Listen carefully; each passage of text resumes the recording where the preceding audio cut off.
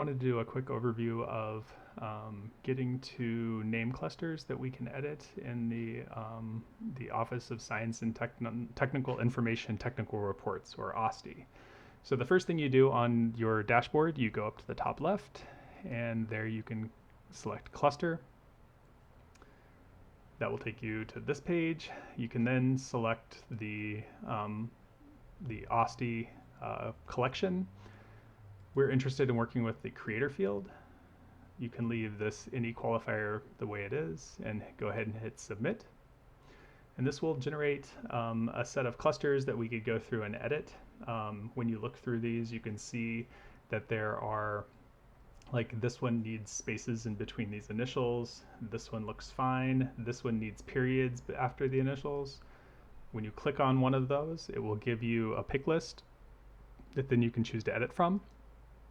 We can go edit that record. We will notice that there are actually quite a few of these that need periods. I think it's best to go ahead and just do the editing for all of the creators while you're in a record. Sometimes it's, a few, and sometimes it can be, 15, 20, but it's one of those ones where you might as well do it now. You'll do it in the end. So you can go through and add the periods, or if you need to add spacing, or if you need to add a comma after the last name. Once you're done, you can hit publish, and you can close that record. You can close your pick list and then move on. One other thing I wanted to show is you can then sort this by the members, which is helpful to get the clusters with the most variation. And so you see so many versions of WMcKay. One thing to point out here is that when you're doing this kind of work, try to do no harm. And so in situations where McKay-W and McKay-WW are present, these clusters are just suggestions. I wouldn't take them as gospel, and so I wouldn't spend time trying to decide if these are the same. I would just make sure that this has comma, space, punctuation after initials, and then spaces between initials, and then move along. We can always come back and see if these need to be merged, but that requires a little bit more work than I think we need to work on right now. And then finally, if you go through, you can use this pattern mask, which I think can be really helpful.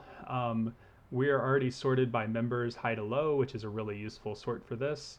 And then you can go through and get your 100 least frequent records. And so if you hit submit, it will create a new set of clusters for you. And these will give you all of the values that are 6 letters, followed by a comma, a space, a letter, punctuation, letter, punctuation. And so you can immediately go through and start editing those.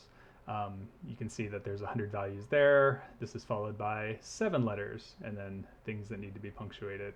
And then this one has 4 letters and things that need to be punctuated.